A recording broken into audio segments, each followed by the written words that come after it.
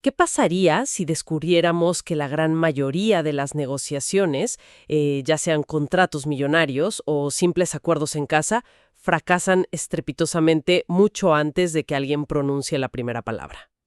Uf, es que es una idea que incomoda bastante, la verdad, porque siempre solemos pensar que el éxito depende de, no sé, tener el argumento más afilado en el momento exacto, ¿no? Exacto, o de tener la presentación más bonita.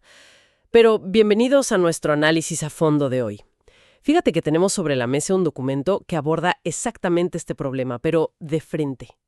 Y de una manera muy particular, porque es una estadística invisible en el mundo de los negocios, pero absolutamente devastadora. Sí, sí, totalmente devastadora. O sea, invertimos días enteros puliendo presentaciones brillantes, diseñando gráficos increíbles, memorizando las características técnicas de lo que vendemos, Ajá. y sin embargo, el trato se cae por una razón que no tiene absolutamente nada que ver con la calidad del producto. Simplemente la comunicación estaba desalineada desde la raíz. Y para entender esa raíz, hoy vamos a sumergirnos en un extracto fascinante.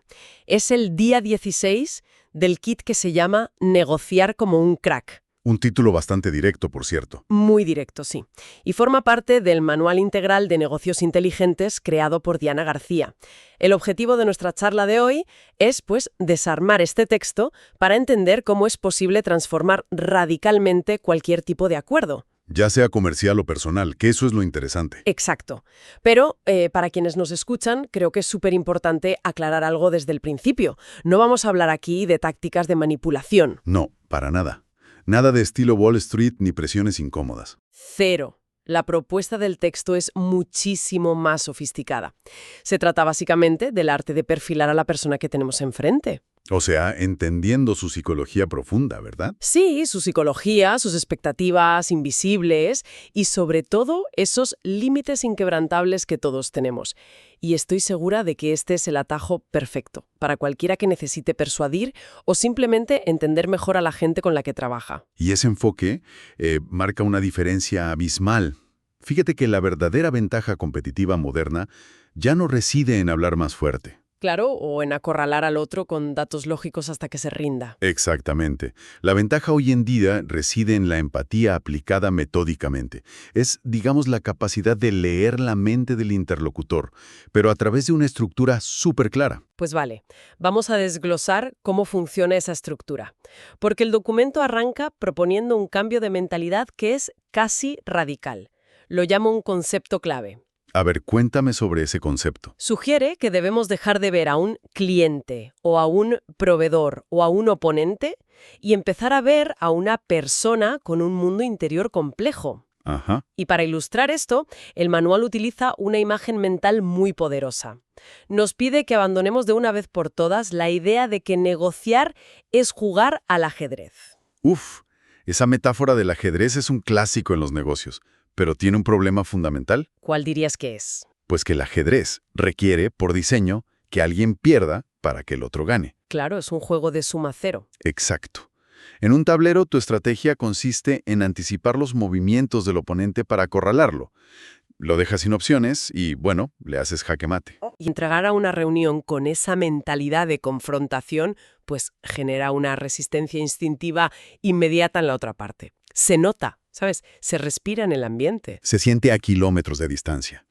Por eso lo que plantea la autora es diametralmente opuesto.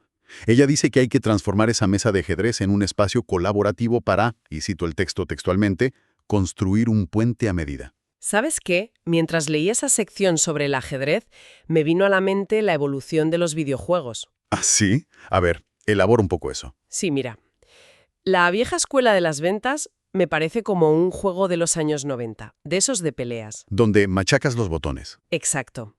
El objetivo es memorizar una secuencia larguísima de botones para ejecutar un combo invencible y ganar la partida. Y te da igual qué tipo de defensa tenga el otro personaje. Solo te importa tu combo. Solo tu combo. Pero el enfoque de este texto es más como entrar en un modo cooperativo moderno, de esos juegos online de ahora. Claro, donde resulta indispensable entender cuál es la historia o el rol del otro jugador. Sí, qué equipamiento lleva, qué habilidades tiene para poder superar el nivel juntos. Si no, pierden los dos. Me parece una analogía excelente para ilustrar el mecanismo. Es que si uno solamente memoriza esa secuencia de botones, que en el mundo corporativo real equivale a un guión de ventas rígido, O a esa lista prefabricada de beneficios que te mandan por correo. exacto. Si haces eso, el sistema entero colapsa en el instante en que el interlocutor hace una pregunta imprevista, o simplemente si muestra desinterés. Te quedas sin botones que apretar. Te agotas los recursos porque no hay adaptabilidad. Pero aquí es donde me surge una duda importante y quiero hacer un poco de abogada del diablo por un momento. Adelante. Estoy listo. Para lograr este nivel de adaptabilidad y construir el puente, el texto indica que necesitamos preparar un kit de introspección. Ajá, los famosos 15 minutos. Sí. Esto exige dedicar 15 minutos previos de investigación empática usando lo que llama el bolígrafo de psicólogo, con la regla de oro de que la intención debe ser comprender, no vender. Lo cual es un cambio de chip tremendo. Tremendo. Pero entender la historia del otro suena maravilloso en la teoría. La cosa es, en la realidad corporativa donde los calendarios están saturados, no es una pérdida de tiempo monumental sentarse 15 minutos a reflexionar antes de cada simple llamada. Es una queja súper común. Es que piénsalo, si alguien tiene 8 reuniones en un día, estamos hablando de 2 horas perdidas solo en, entre comillas, empatizar. Bueno, lo fascinante aquí es que esa es la principal resistencia que genera el método, porque nuestra intuición sobre la productividad suele estar muy equivocada, ¿En qué sentido? en que tendemos a confundir estar activos con estar avanzando. El documento argumenta con mucha fuerza que esos 15 minutos no representan un gasto de tiempo, Sino, ¿qué son? son un filtro de eficiencia extrema. Fíjate, saltarse este paso de preparación psicológica casi siempre garantiza semanas enteras de correos electrónicos ignorados. Los típicos correos de «solo quería hacer seguimiento». Esos mismos. Seguimientos incómodos, reuniones estancadas, horas perdidas persiguiendo a alguien que desde el principio no estaba en la misma sintonía. A ver, aterricemos eso un poco más, porque investigación empática puede sonar a, no sé, sentarse a meditar frente al logotipo de la empresa del cliente esperando una revelación mística. Sí, no se trata de encender incienso. ¿Cómo se usan exactamente esos 15 minutos y el tal bolígrafo de psicólogo en la práctica? Pues el uso del bolígrafo de psicólogo significa buscar el contexto humano que hay detrás del cargo corporativo. O sea, el humano detrás del título de director de compras. O sea, buscar qué le preocupa a esa persona en específico. Exacto. En la práctica, implica revisar el historial profesional de la persona en redes, analizar el tono y el vocabulario de los correos que ya se han intercambiado. Leer entre líneas, digamos. Sí, o leer las últimas noticias sobre los desafíos específicos de su sector industrial. El objetivo es formular hipótesis. Tienes que preguntarte qué le quita el sueño a esa persona específica un martes por la noche. Un martes por la noche. Me gusta esa imagen. Y al hacer ese trabajo previo, se elimina la fricción inicial. Ya no hay que empujar una roca enorme cuesta arriba tratando de convencer a alguien de que preste atención. Claro, ya no le estás vendiendo. Estás caminando al lado de esa persona. Exactamente. Le muestras un camino que resuena profundamente con sus preocupaciones actuales. De acuerdo. Supongamos que adoptamos este hábito. Abrimos el perfil del contacto, leemos sobre su industria y repasamos sus mensajes. Pero veo un riesgo evidente aquí. Perderse en los detalles. Perderse en un mar de información irrelevante. Terminar la investigación sabiendo en qué universidad estudió, qué perro tiene, pero sin tener ni idea de cómo negociar con esa persona. Es un riesgo muy real. La empatía sin dirección. Termina en una charla amena sobre el clima que no cierra ningún trato. Ese es exactamente el peligro de la empatía no estructurada. Por eso, el documento no nos deja ahí a la deriva, sino que introduce un método riguroso. El famoso ritual de transformación. Ese mismo. Y la primera parte de este ritual consiste en construir un dossier psicológico de nuestro interlocutor. Suena un poco a espionaje, pero me encanta. Tiene un toque de perfilador, sí. Y está basado en 3 pilares fundamentales que dictan el comportamiento de esa persona. Bueno, el primer pilar de este dossier busca responder una pregunta que parece sencilla, pero que tiene mucha trampa.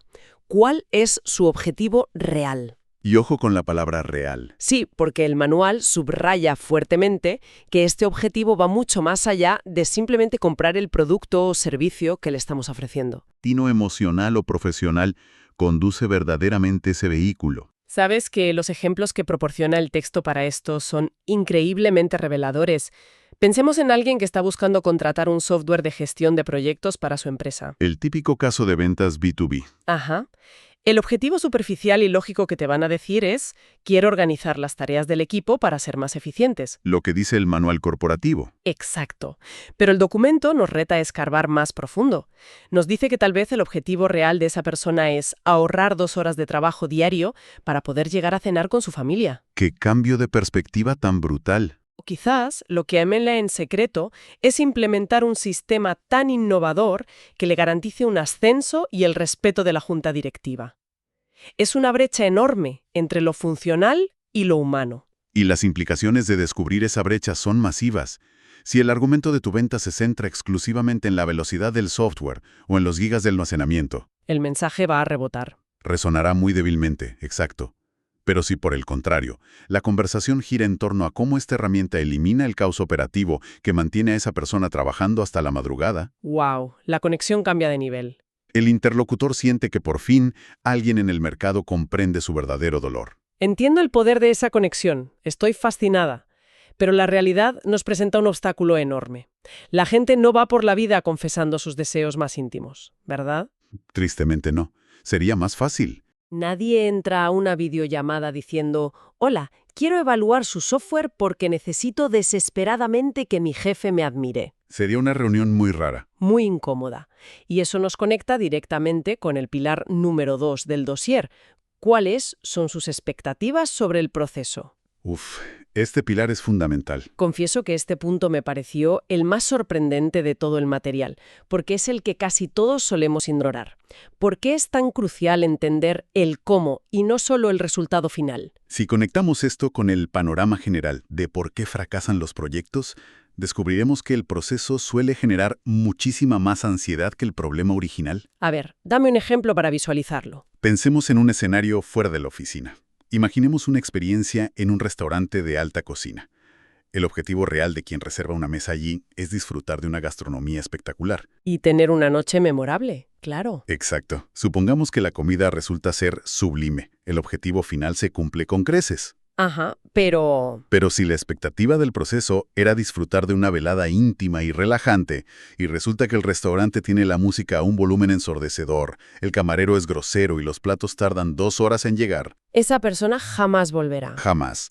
E incluso hablará fatal del lugar en Internet. O sea, el destino fue el prometido, la comida era buena, pero el viaje fue una pesadilla insoportable. Exactamente. Y en el entorno corporativo ocurre un fenómeno idéntico, calcado. El texto subraya que muchísimas propuestas brillantes son rechazadas no porque la solución técnica sea mala, ¿Sino por qué? porque la implementación visualizada asusta enormemente al comprador. Ay, claro. El típico: qué pereza instalar esto. Eso es, si la expectativa de un cliente es tener una transición tecnológica suave, con soporte humano guiado paso a paso, y tú le ofreces una plataforma potentísima pero que requiere 3 semanas de compleja capacitación autodidacta, La negociación se cae en ese instante. se desploma. El cómo se hacen las cosas pesa tanto o más que el resultado final prometido. Eso explica por qué tantos tratos que parecen perfectos en el papel, donde los números cuadran a la perfección y la solución es evidente, de repente se enfrían misteriosamente. Se vuelven fantasmas. Literal. Y bueno, para completar este mapa mental, el documento nos presenta el pilar número 3. ¿Cuáles son sus límites o puntos de no retorno? Los famosos deal breakers. Esos. El texto enumera ejemplos de restricciones absolutas, como un presupuesto máximo, que es ilegal sobrepasar, un plazo de entrega que no admite prórrogas bajo ninguna circunstancia. O la falta de autoridad del interlocutor, que pasa muchísimo. Sí, que no puedan firmar el contrato sin la aprobación de un comité de finanzas o de un socio. Ignorar este tercer pilar es un error clásico. Y generalmente está motivado por el miedo a parecer invasivos. Claro, no queremos ser maleducados. Quien lidera una negociación suele evitar hacer preguntas directas sobre presupuestos o jerarquías de decisión durante las primeras reuniones. Todo para no arruinar, digamos, la cordialidad del momento. Priorizamos caer bien antes que saber la verdad. Exacto. Sin embargo, el manual argumenta que estos 3 pilares, objetivo, expectativas y límites, forman una matriz de riesgo que es estructural e indivisible. ¿Y cómo funciona esa matriz de riesgo en la práctica de una negociación real? Funciona como un sistema donde un solo elemento defectuoso derrumba toda la arquitectura. A ver. Supongamos que, mediante tu empatía, descubres el objetivo real de reconocimiento del cliente y además alineas las expectativas del proceso ofreciendo un soporte excelente. Todo parece fluir hacia un cierre seguro. Pareciera. Pero resulta que el precio de tu servicio supera en un 15% el límite legal de gasto que esa persona puede aprobar por sí sola. ¡Ay, no! Si ese límite no se exploró desde el día 1 y se descubre en la reunión final del mes, todo el esfuerzo previo se vuelve inútil. Es desgarrador cuando pasa eso. Por eso la verdadera maestría que propone la autora es mapear este campo minado desde los primeros minutos, identificando las zonas de exclusión antes de pisarlas y volar por los aires. Es literalmente tener el mapa de un campo minado emocional y estructural. Te permite avanzar con una seguridad tremenda. Totalmente. Pero volviendo a la barrera de la sinceridad que mencionamos antes, aquí yo sigo viendo un desafío gigantesco de ejecución. ¿Cuál es el elefante en la habitación? Pues que está claro qué información necesitamos para llenar los 3 pilares del dossier psicológico. Pero el elefante es que la gente miente. ¿O adorna la verdad? O la omite, por protección. Nadie revela sus vulnerabilidades, sus miedos a la incompetencia o que no tienen autoridad jerárquica a un desconocido que encima intenta venderle algo. Y es precisamente por esa naturaleza protectora, tan instintiva del ser humano, que el texto avanza hacia la parte 2 del ritual de transformación. Ah, claro, la anticipación. Sí, porque como las verdaderas objeciones, los obstáculos reales que impiden un acuerdo, rara vez se pronuncian en voz alta, hay que aprender a decodificar los silencios, las respuestas evasivas. Y aquí es donde el manual nos introduce a mi concepto favorito de la lectura, la empatía estratégica. Un término poderoso. Muy poderoso. Y resulta fascinante porque nos pide utilizar toda la información que recopilamos en el dossier, no solo para entender el presente, sino para predecir el futuro comportamiento de la persona en la mesa. Es como jugar al ajedrez, pero cooperativo. Exacto. Consiste en un ejercicio mental de anticipar activamente esas objeciones que el interlocutor jamás se atrevería a confesarte a la cara. La empatía estratégica es, en el fondo, la habilidad de adelantarse a la ansiedad del otro y desactivarla antes de que se convierta en un argumento de rechazo. ¿Y cómo se desactiva? Una vez que comprendes la matriz de los 3 pilares, el ejercicio metodológico consiste en mapear metódicamente los miedos ocultos asociados a cada uno de ellos. Y el texto nos lleva de la mano en este mapeo. Por ejemplo, analicemos los miedos basados en el primer pilar, el del objetivo real. A ver. Si hemos deducido que lo que la persona realmente busca es ganar estatus o consolidar su liderazgo dentro de su empresa, Sí, su necesidad de brillar. entonces el miedo oculto correspondiente, su gran pesadilla nocturna, es el terror absoluto a quedar como un incompetente frente a sus colegas si la solución elegida fracasa. Y el miedo al fracaso público o a la pérdida de estatus es desde una perspectiva evolutiva uno de los motores psicológicos más paralizantes que existen. Te bloquea por completo. Si un director teme que apostar por tu empresa como nuevo proveedor ponga en tela de juicio su capacidad de decisión frente al CEO, su cerebro entrará en modo de supervivencia. Y ahí es cuando empiezan a poner peros ridículos. Exacto. Inconscientemente buscará desesperadamente cualquier detalle técnico menor, cualquier minúscula falla en la propuesta, para justificar un rotundo no. Todo para mantenerse seguro en el status quo. Es un mecanismo de defensa puramente instintivo. Es increíble verlo así. Y bueno, el mapeo continúa. Si analizamos los miedos basados en las expectativas del proceso, el documento nos muestra que la mayor frustración silenciosa suele ser el pánico a perder el control. El caos operativo. Sí, el miedo a que la implementación sea un desastre que le consuma semanas de trabajo extra a su equipo. Y finalmente, al mapear los miedos basados en los límites, surge la ansiedad garantizada sobre posibles costos ocultos. O las renovaciones forzosas, las letras pequeñas. Exacto. Penalizaciones por cancelación que atrapen a la persona en un mal acuerdo y le cueste su trabajo. Y al tener toda esta topografía de miedos expuesta, llegamos a la conclusión más poderosa de todo el documento.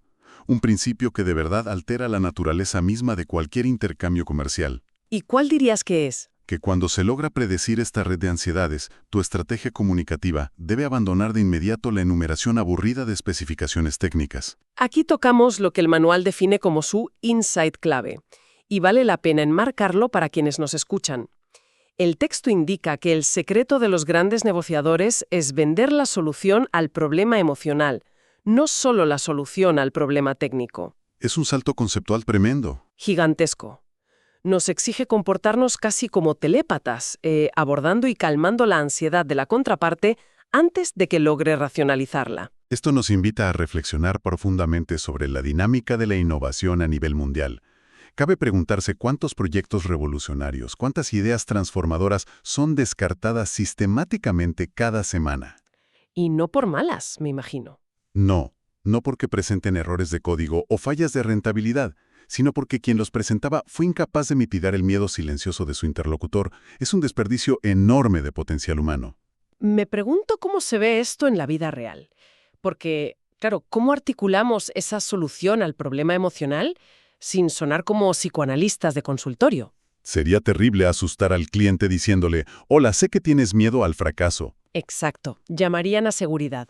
¿Cómo se hace de forma natural? La clave de la empatía estratégica es la sutileza. No expones la vulnerabilidad de la persona de forma cruda. En lugar de decir, «Sé que te asusta que esto salga mal», lo enmarcas dentro del proceso. A ver, dame una frase de ejemplo. Puedes decir algo como, «Sabemos que introducir un sistema nuevo suele generar turbulencias en los equipos y absorber el tiempo de los directores. Por lo que hemos diseñado un protocolo de integración donde nosotros asumimos el 100% del entrenamiento». ¡Wow!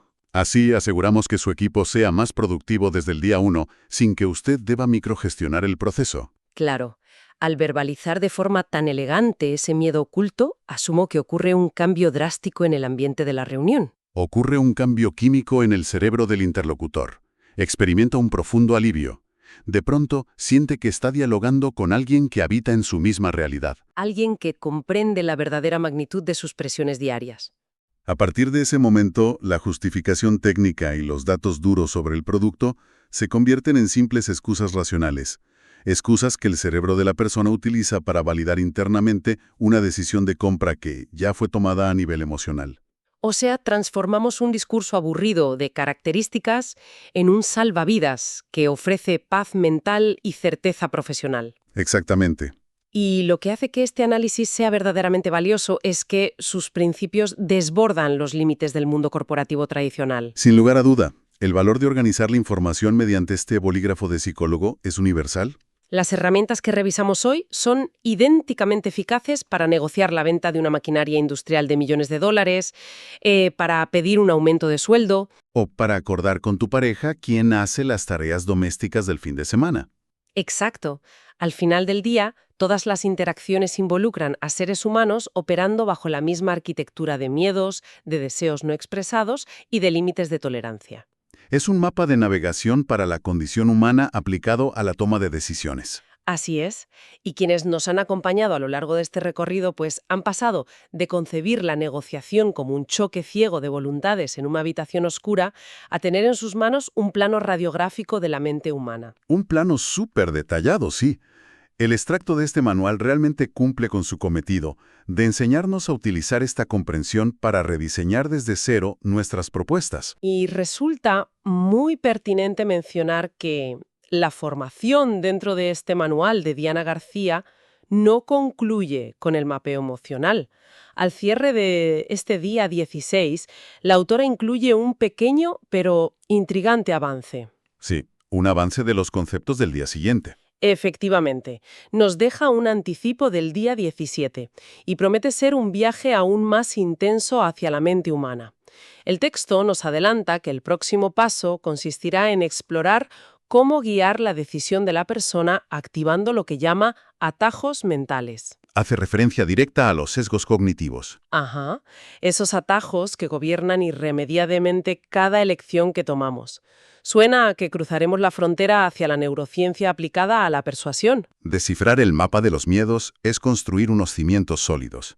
Comprender cómo el cerebro humano ataja, filtra y procesa la información de forma sesgada para tomar decisiones inmediatas. Uf, ese es otro nivel. Representa el siguiente escalón de maestría en cualquier dinámica de influencia. Estoy seguro. Nos deja con una expectativa enorme por estudiar ese siguiente capítulo.